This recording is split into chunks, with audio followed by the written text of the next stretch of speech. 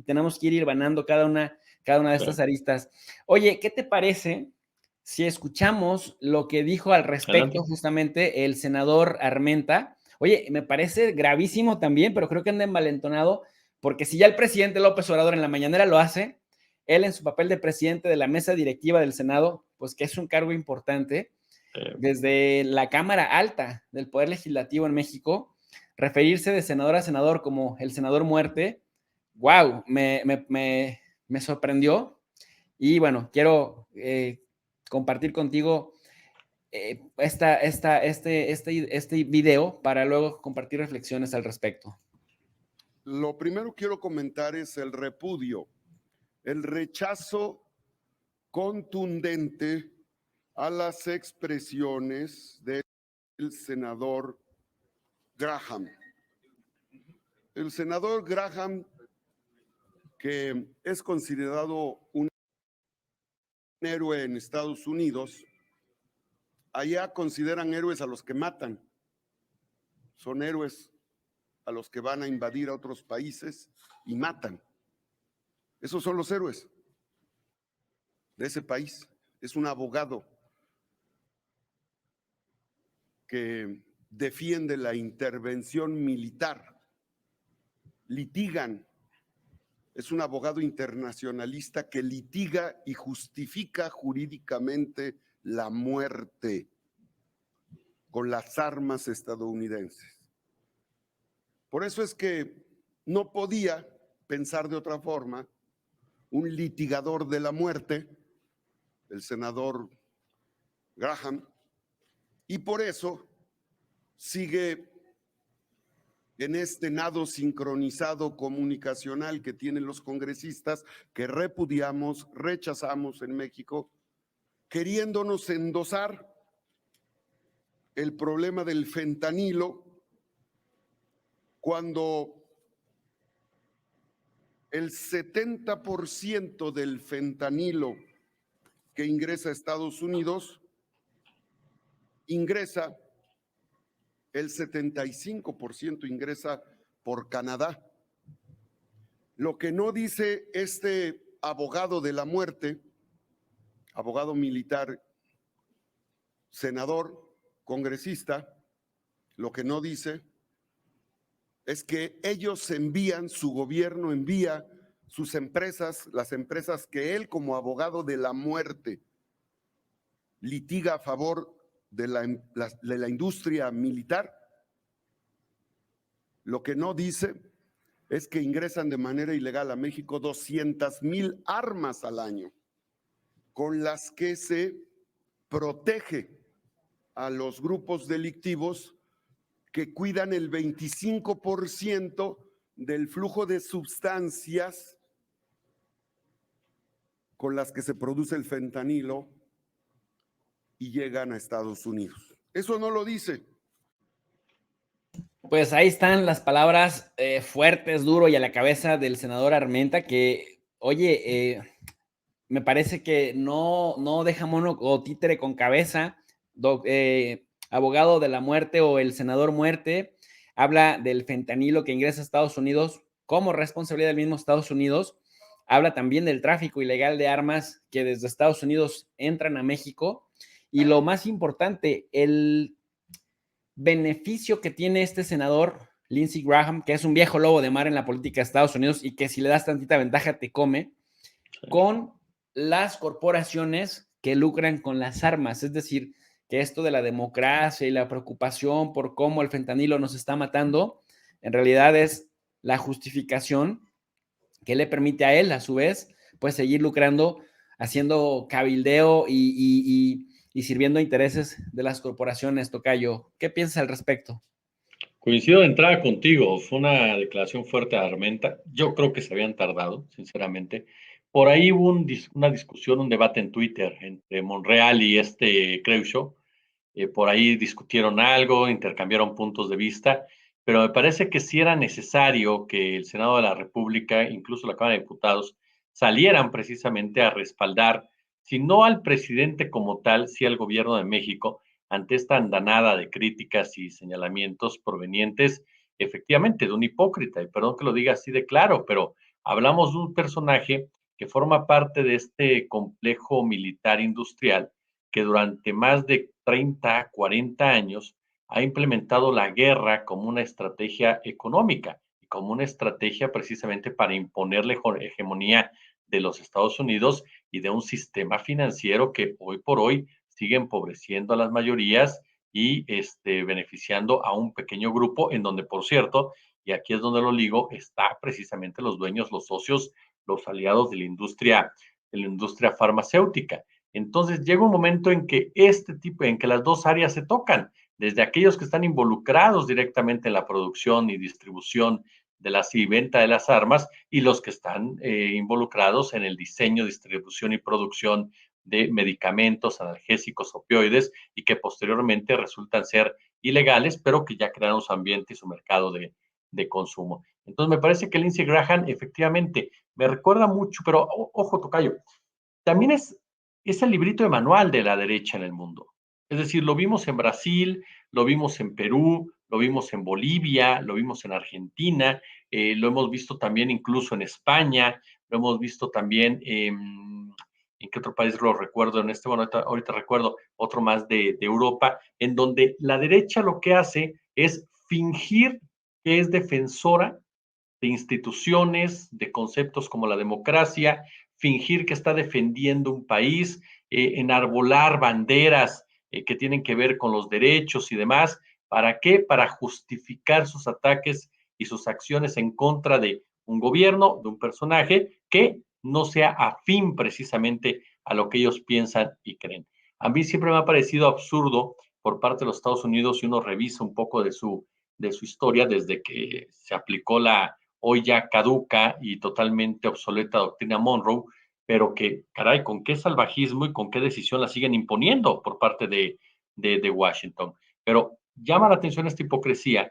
¿En qué sentido? En que Estados Unidos ha respaldado constantemente golpes de Estado, es decir, no puede hablar de que fortalece la democracia porque constantemente apoya golpes de Estado como el que pasó con Evo Morales en Perú, como el que pasó apenas con Pedro Castillo en Bolivia, perdón, en Pedro Castillo en Perú, con Evo Morales en Bolivia, lo que pasó en Ecuador también, por supuesto, en su momento. Es decir, Estados Unidos es el policía del mundo, el policía del mundo que genera los peores crímenes. Y algo que dijo Armenta es muy cierto, y lo estamos viendo, lo platicábamos tú y yo incluso sobre Donald Trump. En Estados Unidos tú puedes ser cualquier cosa, puedes ser criminal de guerra, puedes ser un asesino en toda la extensión de la palabra, puedes invadir un país y vas a ser un héroe, pero no seas infiel a tu esposa, porque entonces sí, ahí sí la doble moral norteamericana se te va completamente encima como a los políticos. Entonces me parece que Armenta pone el dedo donde debe ponerlo. Hablamos de un senador norteamericano que se ha enriquecido defendiendo, haciendo un lobby hacia la industria armamentística, que es la que genera la violencia en el mundo y es la que gana precisamente con la guerra, siendo la guerra la estrategia neural de los neoconservadores en la Unión Americana para mantener esta hegemonía. Entonces, ¿de qué nos habla Lindsey Graham cuando quiere cuestionar precisamente el tema del tráfico de drogas, cuando quiere cuestionar precisamente el accionar en contra en contra de los cárteles? Y a mí me llama mucho la atención porque entre las palabras que yo he escuchado a Graham está el hecho de que hace un comparativo con otros gobiernos de México, gobiernos que han llevado a cabo masacres, que el ejército ha llevado a cabo masacres, como fue el de Enrique Peña Nieto, tan solo hay que recordar Tlatlaya, o hay que recordar lo que pasó con Felipe Calderón Hinojosa en otros puntos de nuestro país, que llevaron a cabo ataques directos en contra de la población, y eso sí lo vieron bien, eso sí lo veían perfecto. ¿Por qué? Porque para ellos el negocio precisamente no es solamente un opioide, no es solamente un churro de marihuana, no es solamente una línea de cocaína, el negocio es las armas, porque a final de cuentas, por eso hablamos de una guerra contra las drogas. ¿Por qué? Porque se necesita una gran estructura para sostenerla, desde los asesores, desde los que fabrican las armas, desde los que las venden, por supuesto, desde las medidas de seguridad, desde los equipos de seguridad. Estás hablando de toda una estructura que se basa en lo que este hombre hace o en lo que este hombre defiende. Entonces, de ahí a que nos venga a decir la señora Lindsey Graham de que México no está haciendo lo necesario en contra de las drogas, sí me parece que es una actitud completamente, por decirlo menos, hipócrita. Porque además, no olvidemos algo, si uno revisa lo que ha hecho la CIA o lo que ha hecho la DEA a través de todos estos años, nos queda claro que al igual que Graham, que al igual que Creasy, que al igual que el propio Ted Cruz o el propio Mark Rubio y demás, y otras figuras de derecha, a ellos no les importa la violencia en México, no les importa que haya muertos en México. Lo que a ellos les importa directamente es cómo lucran con el tema de la droga y cómo utilizan el tema de la droga para tener control de países. Tú mencionabas hace un momento la certificación. Ahí está Colombia. Ahí está Colombia. ¿Cuántos años no tuvo que ser certificada precisamente? Y según ellos estaba actuando muy bien cuando Colombia producía cocaína y sigue produciendo cocaína hacia los Estados Unidos. Y sin embargo, de repente no certificaban, por decir un caso, Uruguay, ¿no? Cuando Uruguay no tenía la misma dimensión de producción de droga que tenía Colombia, pero que en ese momento Uruguay, con José Mujica, por citarte un ejemplo, no era cercano a la ideología de Washington. Entonces, sí me parece que Lindsey Graham es el mejor ejemplo o el ejemplo más palpable precisamente de todos estos intereses que se mueven alrededor del tema de la droga, pero que obviamente tienen como una finalidad mayor mantener una guerra que ha costado muchísimos muertos, pero que ha dejado muchísimo dinero. Claro, claro. Quiero agradecerle a la güera que nos manda un super chat. Muchas gracias, güera. No alcanzo a leer tu apellido, pero te agradezco muchísimo el gesto y la confianza de apoyar este espacio educativo. Mi querido Jesús, y tú como experto en comunicación, ahora le pregunta al comunicólogo, ¿cómo ves la idea de que fuera el presidente López Obrador el que se fajara, el que encarara directamente a Lindsey Graham y lo balconeara en la mañanera? O lo que decían algunas personas, que dejen que alguien de su nivel le responda. Ahora lo hizo Armenta y me parece que, mira, yo he sido muy crítico de este señor Armenta, pero ahora me parece que lo hizo bastante bien. Está bien que sea primero el presidente de la República el que responde y luego el presidente de la mesa directiva del Senado, o desde un principio tendría que haber respondido de senador a senador. Fíjate que aquí entramos a un tema muy interesante, querido Tocayo. ¿Y a qué me refiero? A que no hay político en este momento y no hay un espacio en este momento que genere tanta credibilidad para los seguidores de Andrés Manuel López Obrador como la mañanera. La mañanera marca una agenda. La mañanera te pone el tema que se va a tratar prácticamente durante todo el día. Y eso es algo que ha evidenciado incluso la falta de capacidad de la oposición que nunca ha podido tomar el control de los temas cotidianos. La oposición reacciona a lo que dice Andrés Manuel López Obrador por la mañana.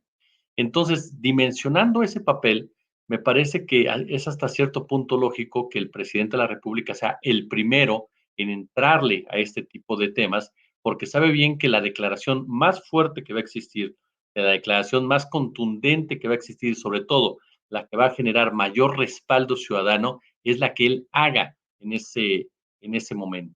Y porque él sabe que en cuanto él cuestiona o él critica directamente a Graham o a Creasy o a cualquiera de los que han estado hablando al respecto, sabe muy bien que la mayoría de la gente le va a dar la razón, porque hoy por hoy pues, López Obrador es un político con mucho respaldo y sabe que la oposición va a ir en su contra, quedándose en medio otra vez como personajes que defienden declaraciones de gente que está fuera de nuestra frontera y que están atacando un país. Entonces, me parece que López Obrador juega muy bien en ese sentido en materia mediática y él sabe perfectamente que es ahí, en la mañanera, en donde tiene que dar este tipo de respuestas por el peso específico que tiene López Obrador hacia adentro. Si tú me preguntas, en materia ya política, diplomática, pues sí, efectivamente, tendría que haber sido un senador o incluso el propio Marcelo Ebrard Casaubon, que me parece que también hace unos días dio una muy buena respuesta a Graham, en donde abiertamente le dice, a ver, aquí están los datos, aquí están los números, se los mandamos siempre, estamos en comunicación siempre, pero ahora resulta que no sabe, ¿no? Evidenciándolo completamente como una persona mentirosa, así de claro, ¿no? Entonces, pero siempre el hecho de que Andrés Manuel se involucre sí le da otro tono en materia mediática, sí tiene un impacto mucho mayor. Que Andrés Manuel no hubiera entrado al debate hoy por hoy con estos legisladores, yo te garantizo que el tema no hubiera tenido tanta repercusión. Definitivamente sí, también concuerdo, tienes mucha razón. La verdad es que el presidente López Obrador selecciona cuidadosamente sus targets, los blancos de ataque, y luego se va de frente y sabe que tema que agarre se va a popularizar. Ahora, lo único que me generaba cierta preocupación es el tamaño del rival que tenemos enfrente, porque Lindsey Graham no es Marco Rubio ni Ted Cruz, ¿no? Este sí es más relevante. No es, por ejemplo, Dan Crenshaw, el del parche, el congresista este de Houston, que fácilmente nuestra propia comunidad de origen mexicano allá lo puede despachar no votando por él o creándole lo que hace la Anti-Defamation League, esta liga que detecta células antisemitas y luego les pone ahí antídotos, estrategias de antídotos. Bueno, a Dan Crenshaw lo pueden también neutralizar por medio del voto. Pero Graham es un viejo lobo de mar que, como decía el senador mexicano Armenta, trabajando para el servicio de las armas y para el servicio de la guerra, de la muerte, se ha movido bastante bien y ha logrado consensos en impulsar cosas cuando le interesan.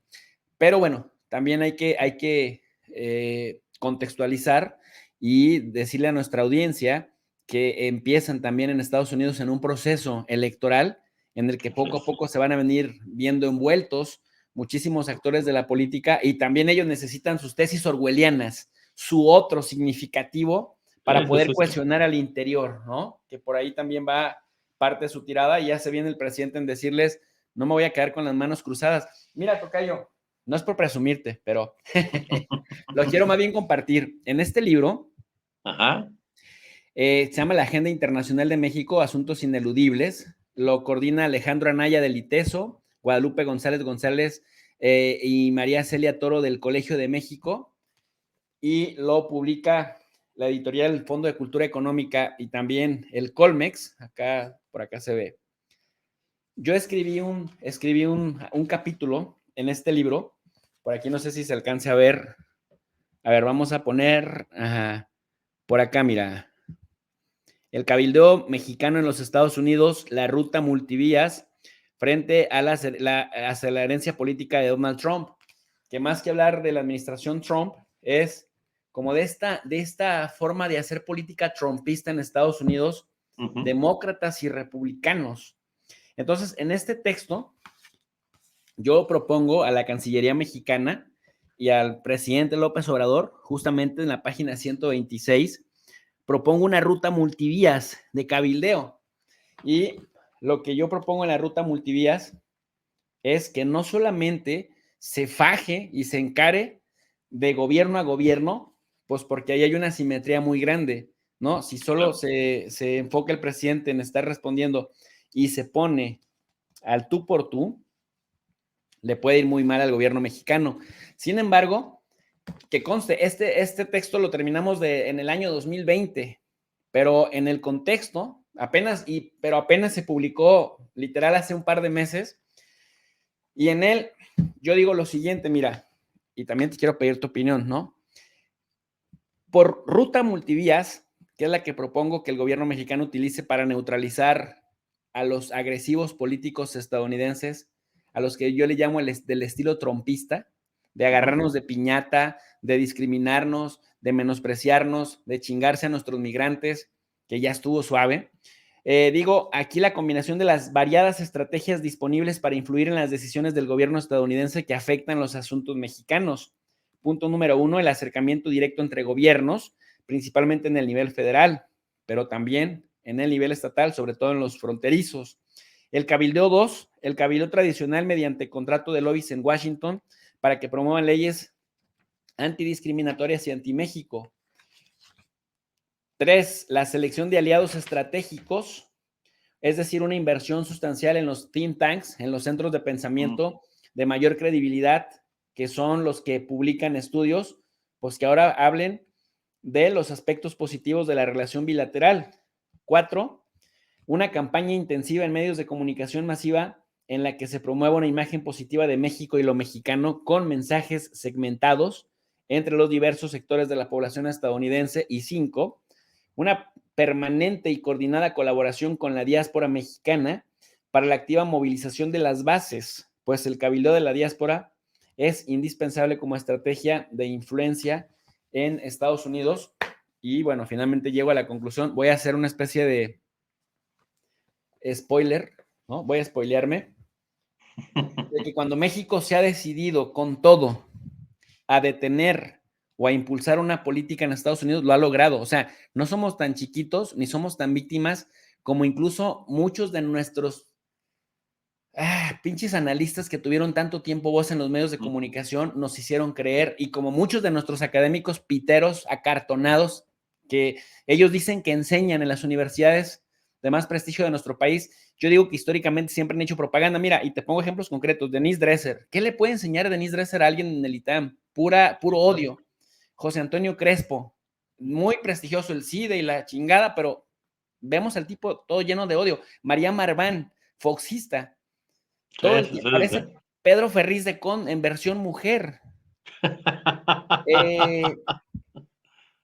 Sergio Aguayo, perdió la brújula el tipo. Y bueno, como esos académicos, Merino, ¿no? Que también se le acabó el chayo en los medios, y bueno, ahora es súper pro Raúl Padilla, que ya se desapareció de este plano.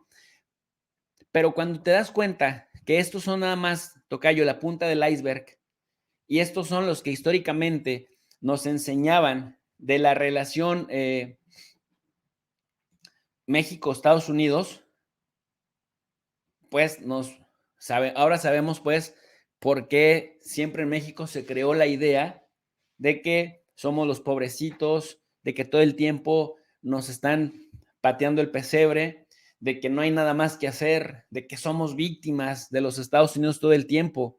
Y no, necesitamos cambiar la mentalidad, que se sepa y que se escuche fuerte, y que hay textos serios, de editoriales serias. Imagínense, Colegio de México, Fondo de Cultura Económica, documentado de cómo cuando México se ha propuesto impulsar cosas en Estados Unidos, México lo ha logrado. No somos tan chiquitos ni tan pobrecitos como nos han hecho creer en las universidades. Así que